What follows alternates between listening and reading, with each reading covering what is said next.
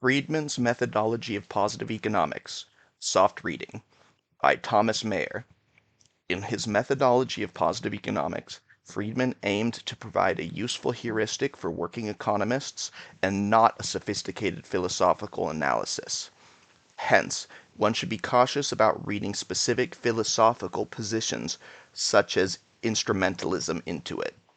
In the context of its times, for a positivistic interplay of theory and observation.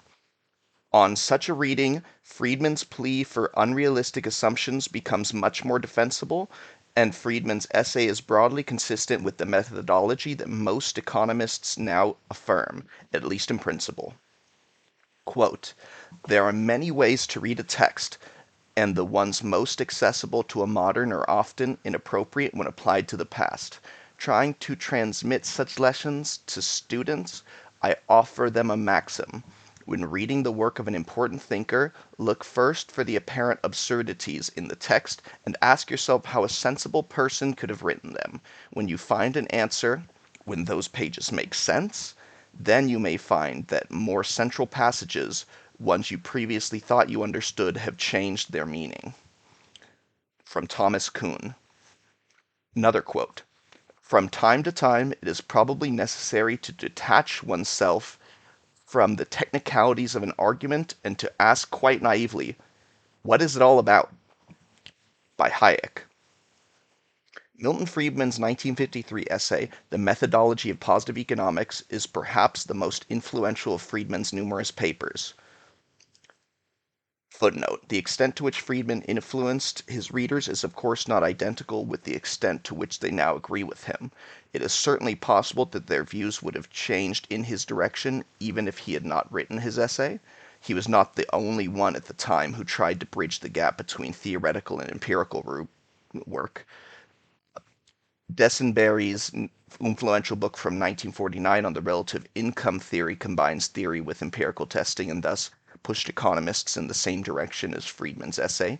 Yet, given the attention Friedman's essay received, it is hard to imagine that it had no or only little influence. Back to the body of the text. Many theory textbooks cite it as the justification for what economic theorists do. For instance, Boland in 1979 states that Friedman's essay is considered authoritative by almost every textbook writer who wishes to discuss methodology in economics. Hammond in 1990 calls it the methodological Bible of most economists. Donald McCloskey in 1989 asserts that sentences from Friedman's pen still provide the philosophical stage directions for the field. At the same time, most specialists in economic methodology are highly critical of it. Thus, they complain about Friedman's, quote, "failure to define precisely such key terms as language, prediction, explanation, etc." From Renshaw in 1988, about vague use of terms like facts and evidence, as well as about ambiguities and difficulties, or refer to it as plagued with obscurity and as lacking coherence, and as containing stultifying features. Even Nagel, who is generally sympathetic to Friedman's essay, deplores an ambiguity that perhaps reflects an unresolved tension in his views on the status of economic theory. These criticisms by specialists do not seem to have affected the working economist's evaluation of Friedman's essay. This seems paradoxical. One would expect a profession to adopt the judgment of those of its members who are specialists on the particular issue. I will argue that this seeming paradox results from the methodologists and working economists appraising Friedman's essay by different criteria. Methodologists look for coherence and philosophical sophistication, and evaluate Friedman's essay by the exacting standards of contemporary philosophy of science.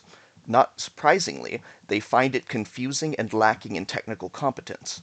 As Hirsch and DeMarchi pointed out in 1988, ideas from the philosophy of science allow the methodologist to show that from a philosophical point of view, every eminent economist who has been foolish enough to say anything about economic methodology is terribly inconsistent, if not downright silly. Eminent economists are used mere grist for the mill of philosophical analysis to illustrate philosophical positions. By contrast, Working economists look for heuristics that orient them in fruitful direction and also make them feel that their work is scientific. When seeking fruitful heuristics, coherence and philosophical sophistication are not necessarily the dominant considerations. Crude, intuitive notions may be perfectly adequate to point an economist in the right direction. One's evaluation of Friedman's essay depends in good part on whether one interprets it as an attempt to teach economists the latest and most sophisticated ideas in the philosophy of science, or as an attempt to provide practicing economists with some useful ground rules, specifically with a way of healing the unfortunate split between theoretical and empirical economics that prevailed when Friedman wrote his essay. Since most of the writings on Friedman's essay have been by methodologists, their interpretation and evaluation of Friedman's essay are already well represented in the literature. Those of the practicing economist are not. In this paper, I try to fill this gap by justifying the practicing economist's disregard of the methodologist's criticisms. To do so, I offer what can be called a soft reading of Friedman's essay, since I interpret in a common sense way that de-emphasizes both its technical details and its conflict with prevailing views. When interpreted that way, Friedman's essay is much more plausible than when it is given a hard reading as a technical paper that applies the philosophy of science to economics. To motivate such a soft reading, I first discuss Friedman's philosophical background and the situation at the time he wrote the paper. I then argue that the part of his essay that has drawn the most criticism, his strictures against testing a hypothesis by the realism of its assumptions, should be interpreted in a more commonsensical and less radical way than is usually done. If so, the essay is much less open to the methodologist's criticisms. Specifically, one can then agree with Friedman without having to accept the much criticized instrumentalist philosophy discussed below. I conclude by evaluating the influence of Friedman's essay on economics. An appendix, available on request, relates Friedman's methodological strictures to his substantive work. Section 1. Soft reading. A soft reading allows for some ambiguity in Friedman's philosophical stance. Friedman is neither a philosopher of science nor a professional methodologist, but someone forced to deal with methodological choices in his substantive work. This is confirmed by Friedman's 1990 comments on a draft of this paper, as well as by his interview with Hammond. In both, he makes clear his lack of interest in the philosophy of science and in formal methodology. Hirsch and DeMarchi point out that Friedman is mainly a consumer of methodological insights, and that when working economists, particularly innovative ones, write about economic methodology, they are probably trying to tell us something about their way of doing economics and not to make a contribution to the philosophy of science. Similarly, Boland calls Friedman not very philosophically minded. Mackey suggests that Friedman had not made up his mind about which of several competing philosophies of science to accept. Why then did he bother to write an essay on methodology, and what was he trying to accomplish with it? To answer these questions, one must read the essay in historical context. Section 2. Section 2. The historical context of Friedman's essay. Friedman's essay was not intended for a modern, methodologically sophisticated audience that has read Karl Popper, Thomas Kuhn, Lakatos, Quine, etc. At the time it appeared, most economists, at least in the United States, knew almost nothing about the philosophy of science. To be sure, some economists, for example, Hutchinson and Robbins, knew a great deal, and shortly thereafter, Popper's name began to appear in papers written by London School of Economics economists. It seems likely, however, that back in the 1950s, most economists had never heard of logical positivism, logical empiricism, or other philosophical approaches. Hence, a technical article on methodology would have met with incomprehension. Even if he had been familiar with the technical aspects of the philosophy of science, Friedman would have had to focus on general and basic issues, not on the issues that now concern professional methodologists. With Friedman addressing his essay largely to the unwashed, we should not place much emphasis on the particular brand of soap he advocated. There was a sharp division at the time between two large schools of economics, neoclassical theory and institutionalism, with neither school taking the work of the other school seriously. The neoclassical school, which was the more powerful, believed in theorizing without empirical testing. Some, perhaps many, of its adherents may have felt uneasy about the realism of the assumptions of their theory. For example, there were persistent reports that U-shaped cost curves existed only on blackboards, but such unease was more or less brushed aside. On the other side were the institutionalists. They rejected marginal analysis, often in favor of more sociological theories, and most stressed the gathering of facts. A few years before the publication of Friedman's essay, Richard Lester's 1947 attack on marginal analysis had stirred an extensive debate. Friedman tried to change this situation. He wanted economists to accept what is now a standard procedure of empirical economics. Develop a new implication of the maximizing paradigm, formulate this implication as a testable hypothesis, and then test it. For this purpose, it does not matter which of the contending empiricists' philosophy of science one adheres to. In addition to its broad purpose of influencing the methodology of economics in general, Friedman's essay also had a more specific purpose, again rooted in the situation at the time. This was to defend Marshallian economics against its critics who argued that the assumptions of this theory are not met. For example, that firms do not estimate marginal revenue. As a result, Friedman's essay is sometimes considered as mere apologetics for neoclassical theory.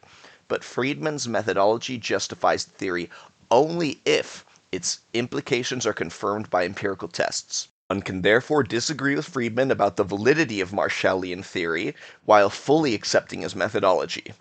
Friedman's essay is sometimes misread as implying that theorizing is preferable to fact gathering.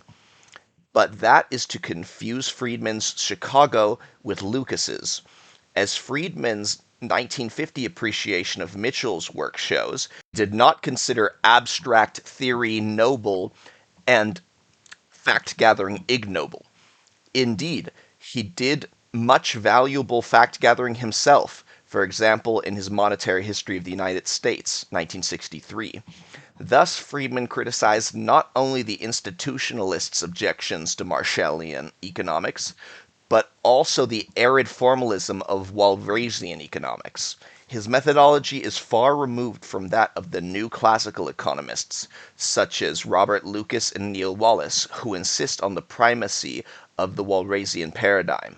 New classical economics accepts his strictures against testing by the realism of assumptions, but not his demand for hard tests of a theory's implications. To induce economists to accept this methodology, what should Friedman have done? He could have written a book that would have introduced economists to the work of Popper, Hempel, Dewey, etc. Such a book, along the lines of subsequent books by Mark Blaug, 1980, Boland, 1982, and Caldwell, 1982 as well, would have related the methodological positions of economists to various schools of the philosophy of science and explored their coherence and philosophical sophistication.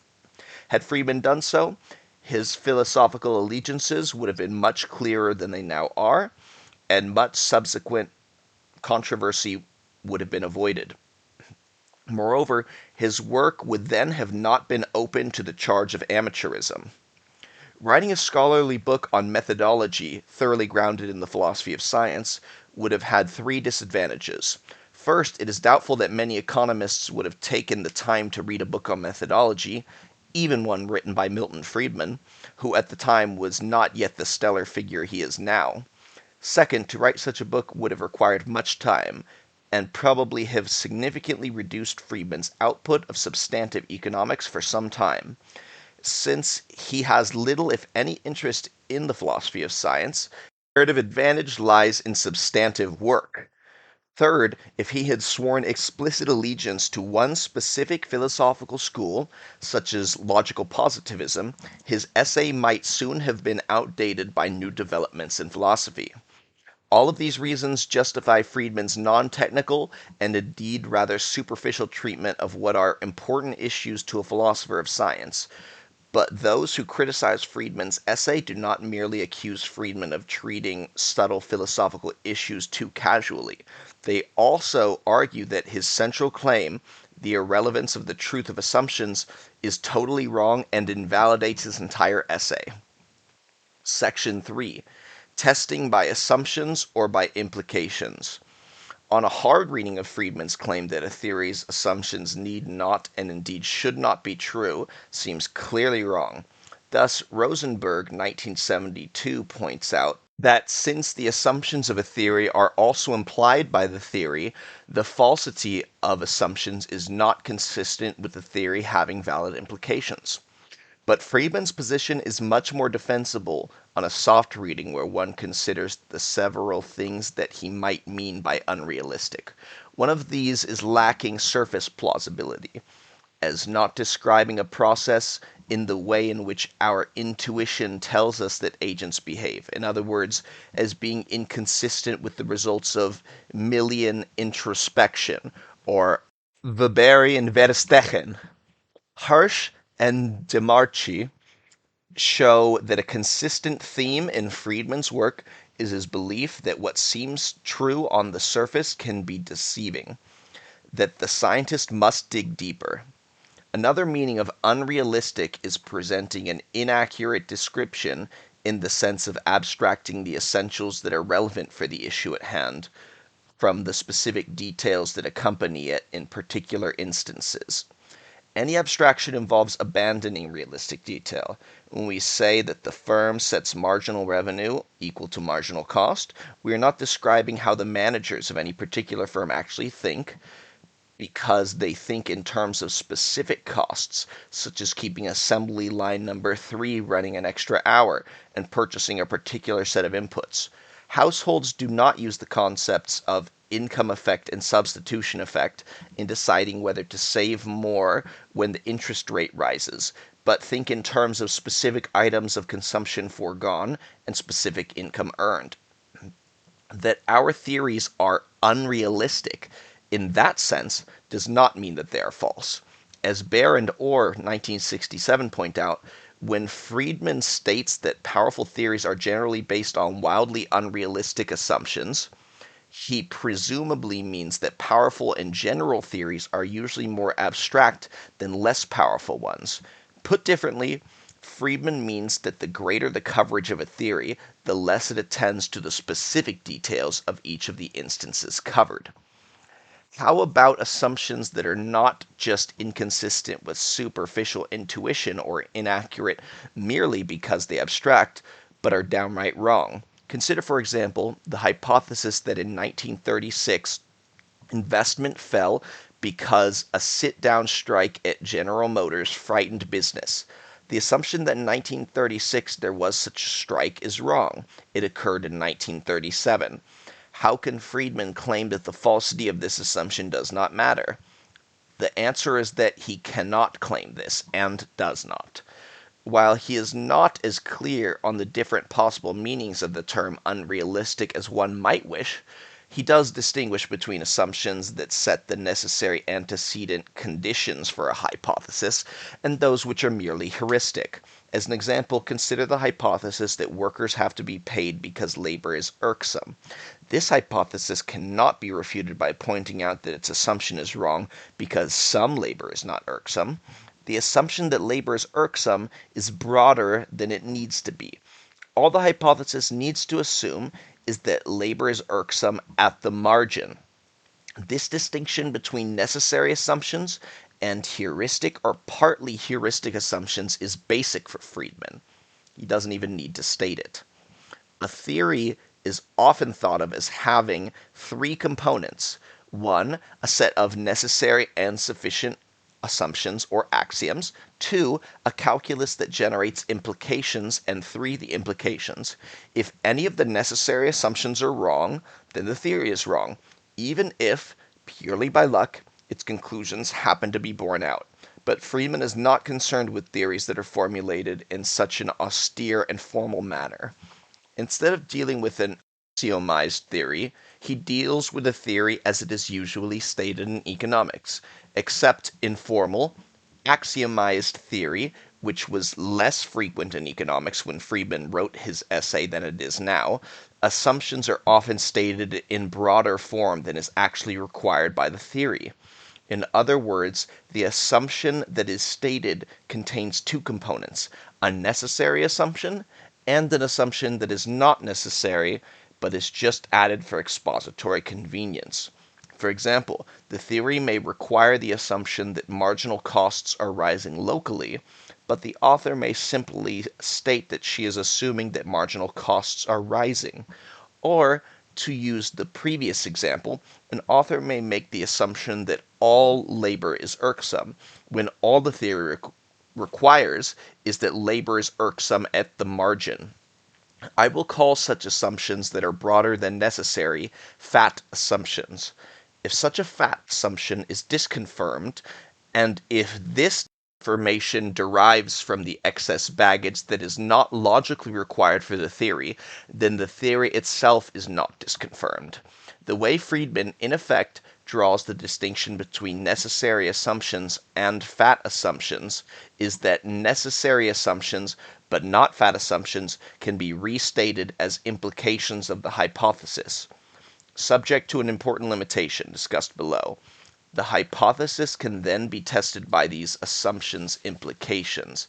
Thus, Friedman wrote, what are called the assumptions of a hypothesis can be used to get some indirect evidence on the acceptability of the hypothesis insofar as the assumptions themselves can be regarded as implications of the hypothesis.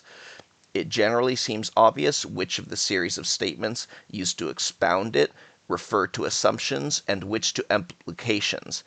Yet this distinction is not easy to define rigorously. It is not, I believe, a characteristic of the hypothesis as such, but rather of the use to which the hypothesis is to be put. The possibility of interchanging theorems and axioms in an abstract model implies the possibility of interchanging implications and assumptions in the substantive hypothesis corresponding to the abstract model, which is not to say that any implication can be interchanged with any assumption, but only that there may be more than one set of statements that imply the rest. Italics added. I have reversed the order of some statements. To illustrate with a simple example, consider the assumption that firms maximize profits and its implication that they set output at the point where marginal revenue equals marginal costs. Suppose someone unfamiliar with economic theory were to observe that marginal revenue equals marginal costs, and were to use that as an assumption of an economic theory. This theory would then have the implication that firms maximize profits. Friedman then points out that there is a serious problem in testing a hypothesis by the truth of its assumptions. As discussed above, such a test is valid only if the assumptions are strictly necessary for the hypothesis. As in the previous example, all that may be required is that the marginal costs rise locally, not that they rise everywhere. For this reason, Friedman plays down the role of tests by the truth of the assumptions. But all the same, his formulation does provide a role for testing by necessary assumptions. As Friedman himself points out, a problem in testing a theory by its necessary assumptions is that what is a necessary assumption for one use of the theory may not be a necessary assumption for another use of the theory. Friedman's example is the assumption of perfect competition that is made in much of neoclassical theory. This assumption may be perfectly adequate when the theory is used to predict the effect of an excise tax on prices in a certain industry, but not when deciding whether the industry has violated the antitrust laws. Similarly, The monetarist assumption that the Fed can be held responsible for inflation because it can control the growth rate of money can be correct even if more 1988 were correct that banks and hence the Fed cannot contract deposits. All that is required is the subsidiary assumption that the Fed could control inflation just by lowering the growth rate of deposits without having to make it negative. Hence, the assumption that the central bank can control the money supply could be invalid if tested in isolation, and yet be valid as a foundation for a theory that blames the Fed for inflation. Ceteris paribus, it might be better to use assumptions that are valid for all sorts of situations, but such a more general theory may not be available or may lack simplicity. Thus, Friedman's strictures against testing by the validity of assumptions are actually not extreme and are probably acceptable to most mainstream economists. In their day to day work, most economists are willing to sacrifice the details of specific situations to provide their hypotheses with greater range. Similarly, they are willing to relinquish surface plausibility. Indeed, the belief that one must dig below the surface appearances is what motivates the serious study of economics. Economists are aware that some parts of their assumptions are merely expository devices, so that their truth is not crucial. Hence, when suitably interpreted, even the seemingly radical aspects of Friedman's essay are not so extreme. Because methodologists have read Friedman's objections to testing by the realism of assumptions in a hard way, they have usually placed his essay into the pigeonhole of instrumentalism. Instrumentalism is a philosophy of science which claims that theories are merely tools for making inferences or for organizing our observations. In and of themselves, they have no truth. Thus, Hans, 1990, lists among the propositions now generally accepted by those writing on economic methodology that Friedman's essay is most coherent if it is interpreted as an argument in favor of some form of instrumentalism. Otherwise, Friedman is open to the charge that he committed a logical fallacy by arguing from the validity of a conclusion to the validity of the premises.